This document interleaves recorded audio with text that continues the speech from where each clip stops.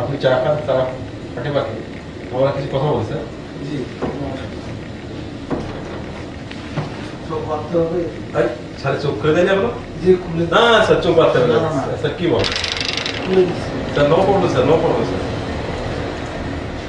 Sir আমরা 1986 থেকে শুরু করেছি স্যার। ওই জিনিসটা একটু বলেন তো স্যার, যে 1986-এ নেত্রী লাল দিঘির ময়দানে বললো যে আমরা ইলেকশন করবো না, যারা ইলেকশন করবে তারা জাতীয় বেঈমান। আবার 2 দিন পরে উনি কেন স্যার ওনার কথা চেঞ্জ করে আবার কেন স্যার ইলেকশনে কন্টেন্ট করার ঘোষণা দিলেন? এই জিনিসটা কি স্যার? এই জিনিসটা তো 1986 কথা আমি বলেছিলাম। 1986 তে বলছেন না স্যার? জি না 1990 না স্যার, তারপরে অফিসার 1986 সালের ঘটনা একটু বলুন। নির্বাচনে যাবে না, তারপরে আবার জি জি জি এটা আপনি বলতে পারেন। আপনারা এখন যে কোনো কিছু বলবেন আমার তো উত্তর দিতে হবে।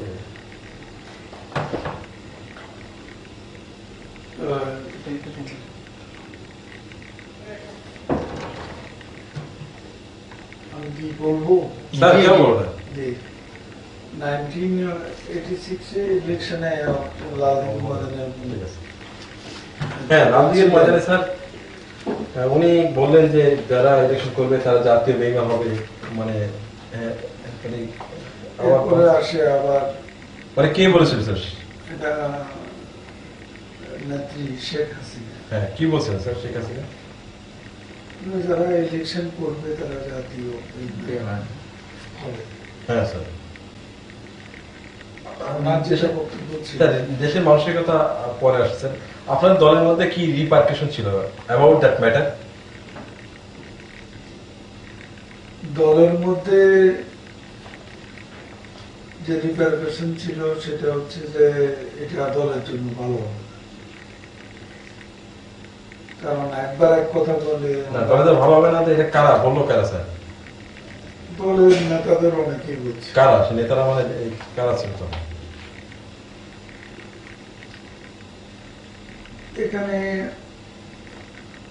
আমাদের তো নেতা হলো সাদা চৌধুরী, আব্দুল রাজ্জাক, তুফাল আহমদ, আমির হোসেন আমু, জিলুর রহমান, এরাই তো নেতা।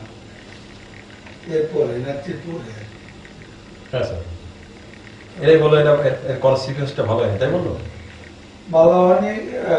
এটা ঠিক, একবার বলে ইলেকশন করার জন্য, আবার বলে ইলেকশন না করার জন্য।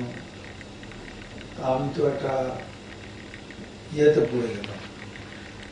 অবশ্য 96 এর ইলেকশন, 86 এর ইলেকশনটা এটা ক্ষমতার ব্যাপার ছিল। একদিকে বিএনপি ইলেকশনে অংশ নেয়নি। ক্ষমতার ব্যাপার মানে বললাম স্যার, ক্ষমতার ব্যাপার আপনারা তো বুঝতে পারছেন যে এটা একটা পাতানো ইলেকশন। বাদানো ইলেকশন। তারপরে আপনারা কেন স্যার এখানে এই ডিসিশনটা নিতেন শেখ হাসিনা নিলেন? নিলেন পাওয়ার এন্ড মানি কথাই তো শোনা যায়। পাওয়ার এন্ড ইলেকশন করার জন্য যে খরচ সেটা দেবে। মানে টাকার লোকটা কি এখানে প্রাধান্য পেয়েছিল? প্রাধান্য পেয়েছিল পাওয়ারের জন্য, যে ইলেকশনটা মানে কার পাওয়ার? পাওয়ার মানে রাষ্ট্রীয়, মানে কার এই পাওয়ার জিনিসটা কার বেশি ছিল? অর্থটা কি বুঝলাম না স্যার। অর্থ মানে ওই যে সংসদে যারা দাঁড়াবে বিভিন্ন জায়গায়, হঠাৎ ইলেকশন করবো, এখন আমার খরচ লাগবে সেরকম। মানে কত টাকা স্যার এই কস্টটা পাওয়া গিয়েছিল স্যার? এই আনুমানিক হিসাবটা আমি বলতে পারবো না, তবে 10 কোটি টাকার উপরে শুনেছি। 10 কোটি টাকার উপরে কে কাকে এই টাকাটা দিল স্যার? এটা তখন যে পাওয়ার রুলিং পার্টি